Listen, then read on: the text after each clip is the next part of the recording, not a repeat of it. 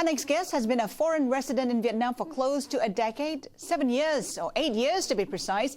He set up CB Richard Ellis's once office there and still runs it today. Marc Townsend joins me now. He's currently visiting the Lion City. Hey, welcome to our part of the world. You've been around for some time, in Vietnam that is. How has the property market changed? It's changed a great deal. A lot more stock. Many more condominiums being built. Maybe at the 2010 supply will be about 28,000 units. When I got there 8-10 years ago, it was probably 2,000 units.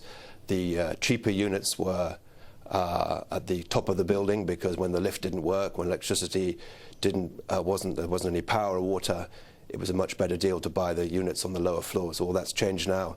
Everyone aspires to owning the corner units, the penthouses. The most expensive units sell quickest.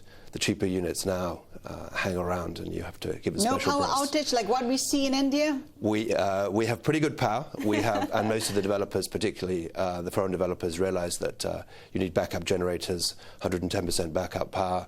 Yes, the lights do go out. Yes, it does drive you crazy if you haven't backed up your information on your PC, but everything like that is much better. Should we be buying Vietnamese properties? You should be buying Vietnamese stocks. You should be looking again at the funds, but you can only actually buy physical real estate, such as an apartment, if you live and you work there. And you like buy yourself? For sure, yes. You've been accumulating pretty much a lot of the properties there, aren't you? Haven't you? Well, I've been in a position where I've been able to work with people that are buying, and I've bought an apartment of my own, which I'm allowed to do, it's been up and down, but mainly up. And of course, as the market improves, as you mentioned before about the stock market, money spilling out, the gold market's been very good. So the property market, we're looking certainly 2010 for the better located, the better built projects. We're expecting to see another run. We've seen projects or prices trending pretty quietly upwards over the last 6 months, particularly on the back of the stock market rush last year. The new launches in Hanoi and in Ho Chi Minh have been very well received. We haven't seen the long queues at the door that we saw in 2007, but I'm expecting that the new launches that occur in District 2, District 7 will be well received, and that will, I hope, will not spill over into a frenzy of speculation. But certainly we're very positive about 2010. It's still a developing nation. Does that mean that we have to pick, based on the developer, for instance, a reliable developer, the big players? Sure. And the Vietnamese market is segmenting itself. It's not just dominated by foreign groups, which it was in the 90s and in the last decade. We're seeing now the tallest buildings in Ho Chi Minh, the 66-story Bitexco Financial Tower, is being built by a local group with an American project management team and a Korean main contractor. The largest by size, the Vincom Center, is designed in part by Callison and WATG. So it's not just the foreigners that bring in all the expertise. The local tycoons have realized that they need to be seeing what you've done with HDB developments here to SC Global. Another way for people to get into the market is obviously through funds. Anything with a Vietnam name in it, certainly between 2005 to 2008, it was very, very easy to raise money. A lot of Singaporean groups were involved in that. Some of them were listed in London on AIM, some in Frankfurt. These groups are now looking at the way they do business.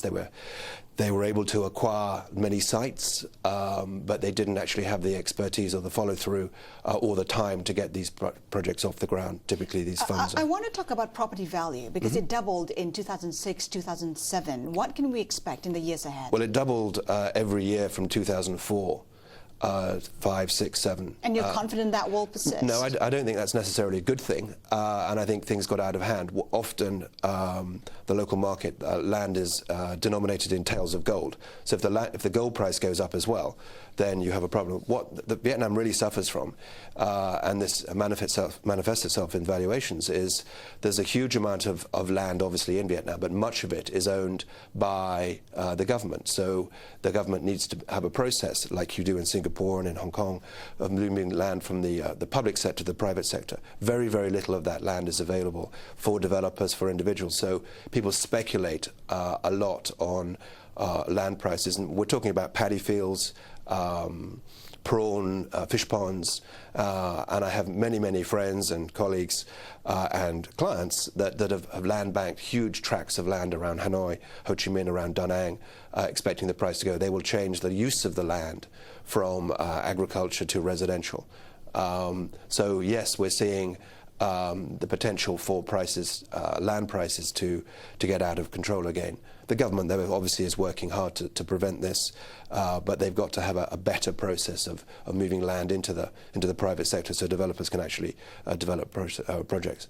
Around Ho Chi Minh in District 1 and 3, there's probably 150 development sites. Okay. Out of my new office, I can see 27 tower cranes. Wow, So that's a lot of development going on. That's a lot, yeah. But it's not in the CBD. It's not like here in Singapore along the main streets. It's in the outlying districts, as I said, District 2, District 7. And that's where people will obviously aspire to live. They'll move out of their shop houses.